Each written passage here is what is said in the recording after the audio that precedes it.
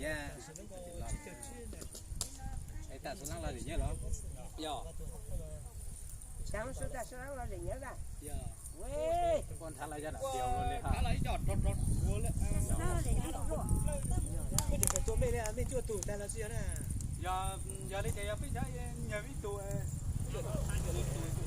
Cái nhà có gì lo sẽ gì chỗ cái chỗ bên lo sẽ gì cái lão.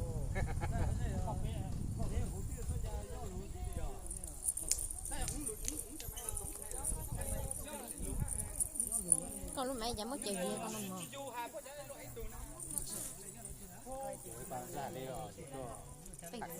Mình tụt khó cho phá thôi, cái muốn mình tụt khó thôi.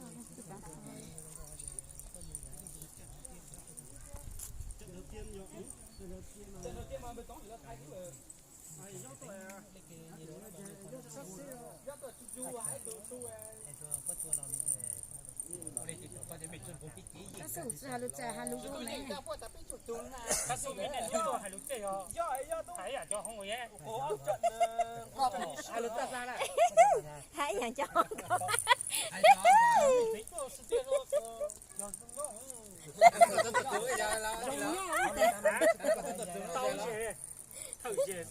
tôi lấy ra cái nhau này tất cả mình tua hết rồi.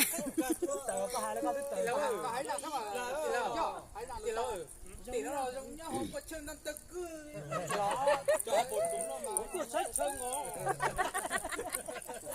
tôi sẽ chơi Ra nó luôn đó, phải chỉ cái ra chùa nó luôn đó. Thì bỏ tao xí cho nó một khẩu tôi dùng luôn. Bỏ ra bên tí mà quay tôi ấn tiền một khơi to. Anh hồi. Ô, một lồng cỏ cá cho à. Mở hay nhá rồng. Bố sự tinh mà. Nhá rồng ấy, nó biết ta sẽ bỏ là gì ấy. Anh dùng tua bố dài tua. Rồi hai lô xe chứ hai cho mà chụp kéo con chứ tua đây bố dài tua khi tua ấy. Chuẩn bị sự cơ chế này. Nó sẽ hay nhá rồng là Bên này nhá rồng ở bênนู้นhai tàu lượt xe này. cái con lo chạy anh su sao bên nó sẽ rủ đi chùa chùa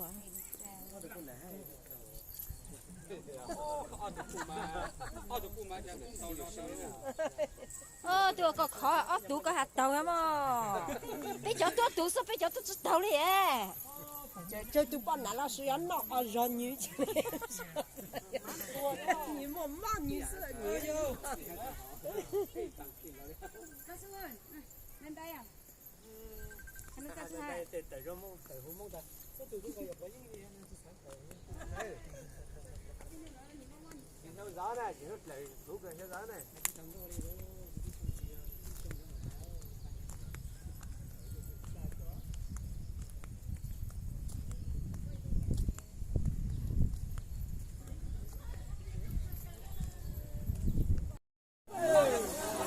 không mình là bị ra thế này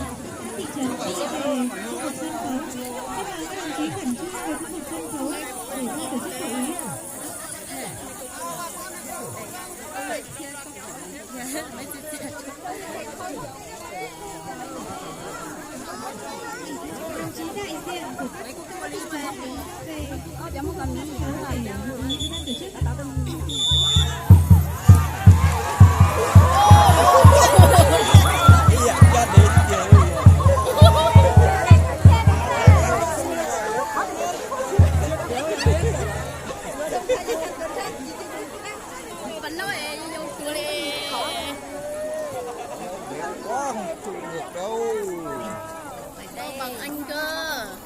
Có sự xét tôm nó cho mày tôm khởi nữa mà làm gì có lâu chứ. Bây giờ để xử à? Đâu Là định ở trong có hai chạy bên to lên chắc đi rồi. Chùa chỗ cái mình chụp đi chụp hay là có lòng ngủ ra.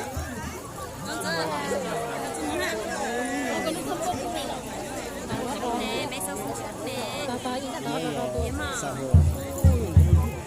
Tụi lùn dưới to nó biết quá. Nó gì mà nó.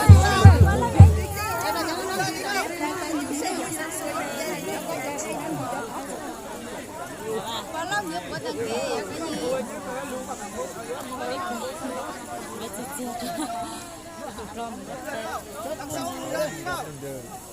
Sau lùi ra tí cho để cho anh em kéo vào.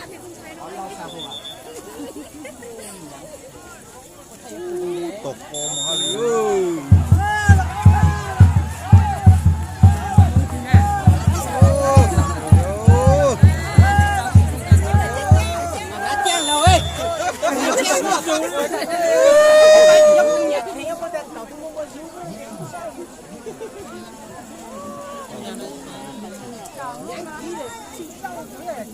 Điều luôn.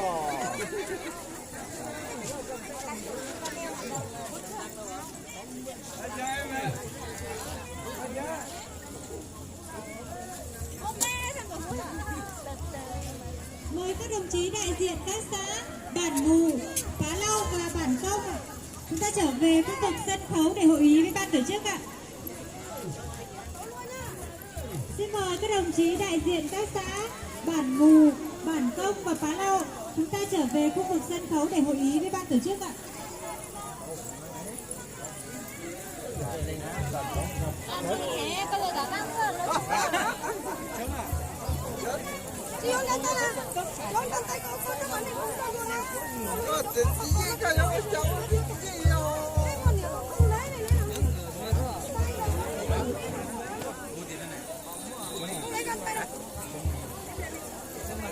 Em đặt được cái mệt nữa mà.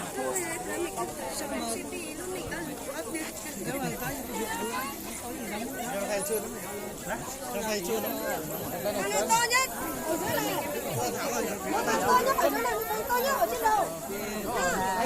Trên đầu kéo lên đầu. Bóc thử cái dây ra. Nói là phòng bóc. Bóc này chắc không đi đây đâu.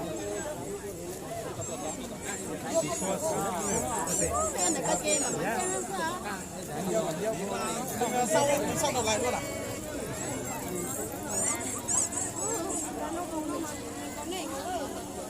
Đây cái con này cái này ở trên này nó cho nó đóng tờ với cái túi tờ với cái có sao.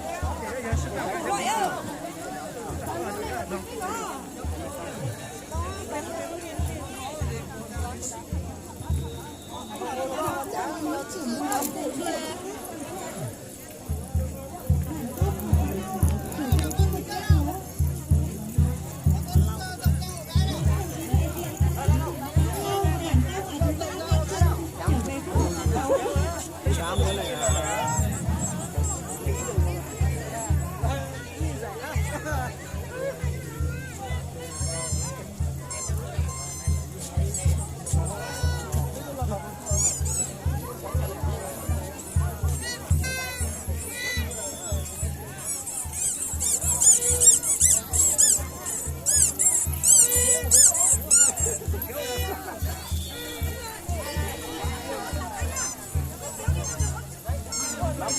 Kéo như kiểu thế thì chúng ta bao nhiêu nó kéo như lớp kéo có sức mà. Lâu rồi su, rau châm su.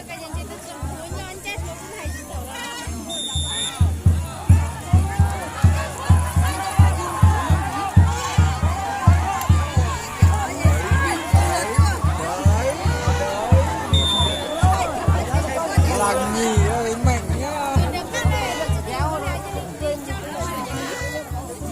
Làm gì hết á chị đấy. Vừa bên gạt trắng chú lên nha, tí chú lên với chú vừa ở đầu xong là nghe một phát là giật luôn nhé. Dạ vừa thua nhầm đâu à? Là nhìn thấy thua nhỉ? Thắng rồi nào? Cái dán làm mạnh lắm. Dán chó.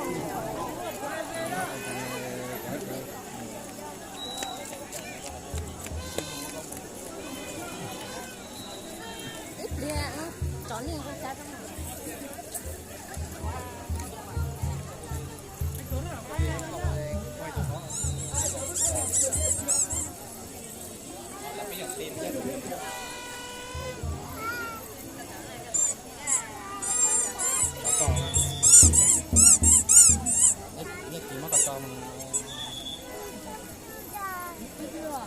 Tăng xe à rồi ít đi.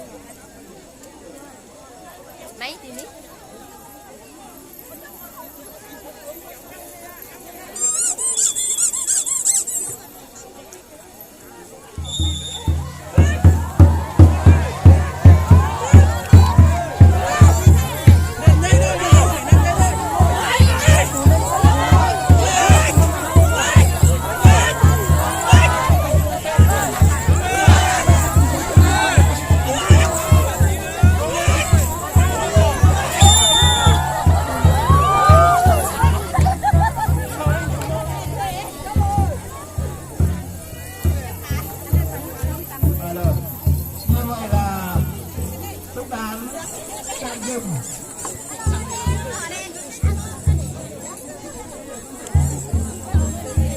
Giờ tiếp theo trận số 5 Bản Công gặp thị trấn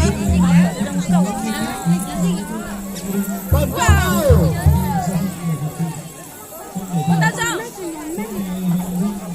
Bản Công ơi Nhân dân à, các địa chắc con cháu ơi. thị trấn ơi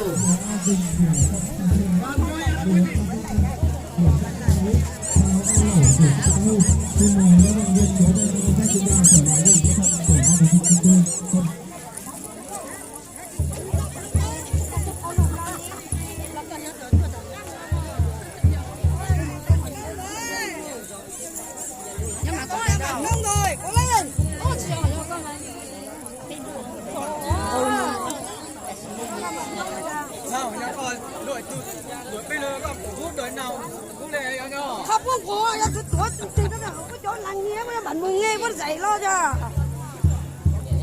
có khăn nó còn mong vui nhưng mà chụp khao chính mình kéo coi chứ hạng người họ sẽ thật tơ nói làm sao chú thế mà nâng sông khai à phải nâng sông khai lúc bạn việc cơ mẹ mày đâu biết như tao à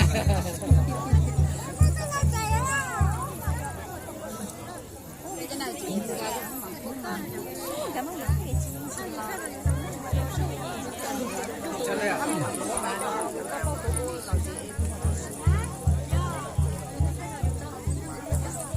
con này là mặt công quá thì nó chỉ còn bản công với trọng tấu là 4 xã đi hết rồi.